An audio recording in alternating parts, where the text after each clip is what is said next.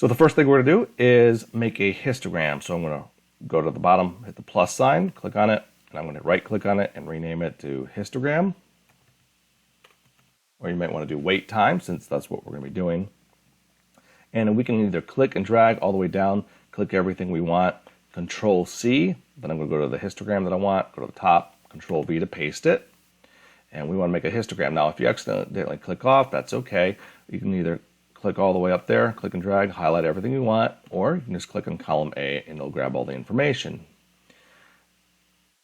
Insert, go to the bar graph right there, relay histogram. We don't want the one with the number line, so we click on this and already kind of set it up. So the few things we're going to change here. First, I'm just going to start with the axis. So I'll click on the plus sign, change the axis titles, because I do want that. And this Y value here was the one going up and down. It's going to be the number of minutes. And this is over here. It's going to be how the frequency that it happened. So we'll say frequency. And the chart title, probably a good name, is just wait time. And then we want to change the X values down here, the wait time intervals. By copying and pasting what the intervals need to be, we want it from 0 to 20. Now, it's important to note that all those right there, 0 to 20, 21 to 41, they're actually intervals of 21, not 20.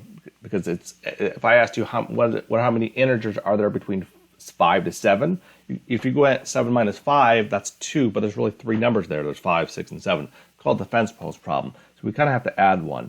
So 20 minus 0, 20 plus 1 is 21. And that's the same thing as 41 minus 21 is 20. You have to add 1 to make it 21. So we want this to be equal intervals. So we'll go down here, double click on the x-axis, just double click here. Let's click off that just so you can see it pop up. And then we can go to the little bar. So whatever reason you get off it, click on go back to the bars. We want the bin width to be 21. So change 25 to 21. Notice that'll part automatically change it, but we want 0 to 20. So I'm going to go back there,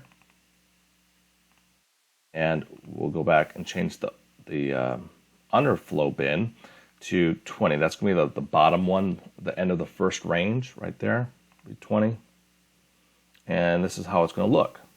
Now do note that there's a parentheses right there with the 41, so it's actually not including the 41. It's really 42 and up, which is what we want. And also note that I only took the top 25 pieces of data. You have 30 in your data set. I just have 25. So we're going to go back and do the second part. And this is going to be a pie chart of the insurance. So first I'm going to hit the plus. We'll right click on that. We'll rename it as pie chart, pie. Then we want the frequency of the insurance. So I just went to the top, hit Control C on the F there. And then I'm going to go to my pie chart tab, Control V to paste it. We've got different options here.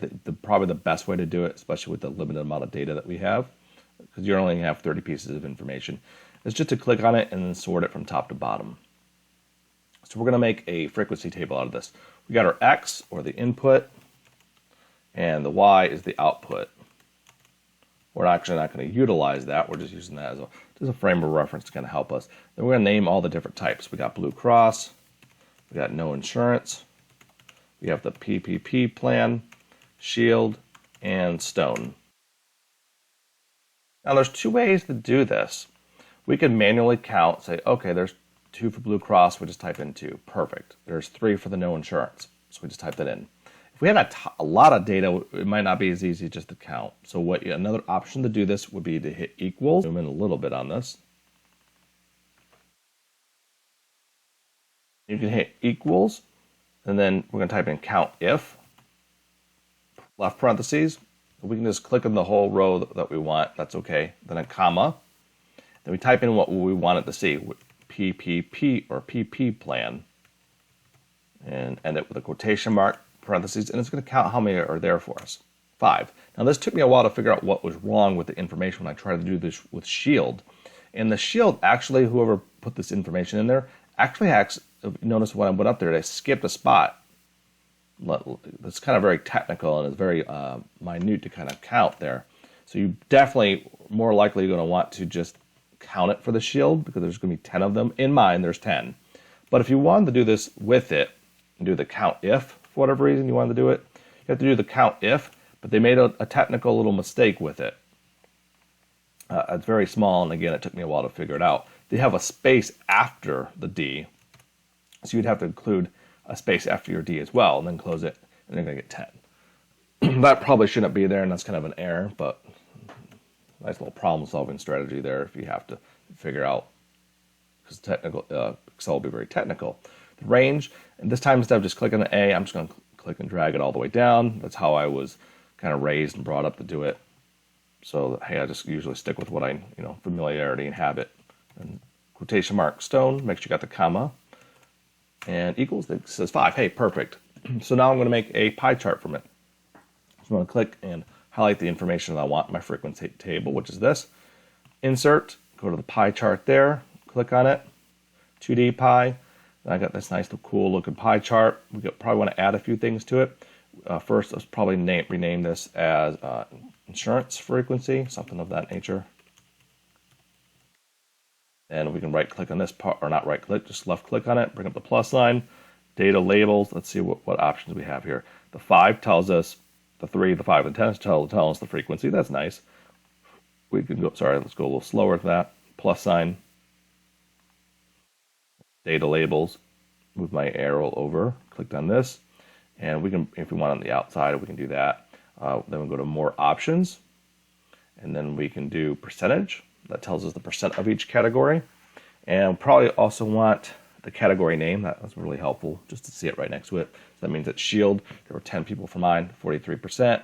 Again, yours is not going to match up perfectly with mine because you have different, you have more numbers. I cut out a few. And the last one, we want to make a bar graph for the satisfaction table. So I'm going to click on the column I there. Well, first I need to make my spot for it. So let's click on the plus sign down here, right click. We're going to rename this as bar graph. Or you can, satisfaction.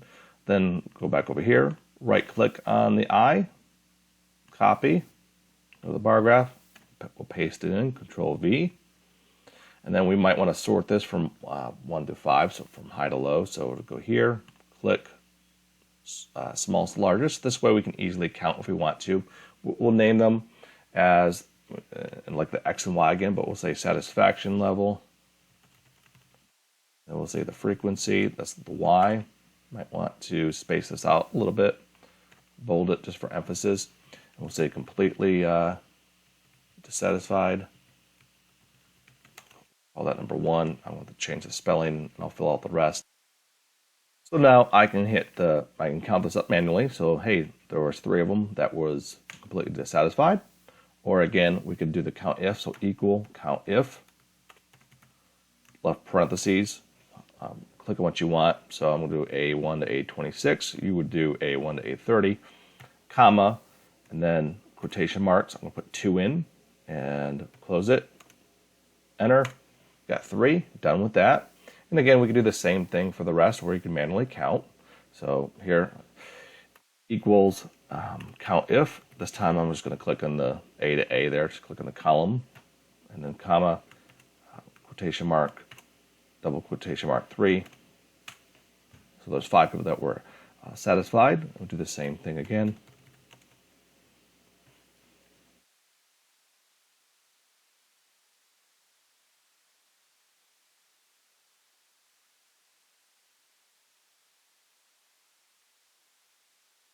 Frequency table. So now I can go through and click on this, click and highlight all that I want.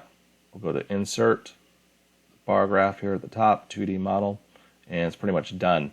And we can go through here and just change this to satisfaction level. And notice something though, in real time, that it will change. It should change if I went through and changed this 1 here in parentheses. Like, I just don't like the 1 there. Delete it. And notice how on the graph it goes away as well. So up to you how you want to kind of leave it. And that's pretty much that.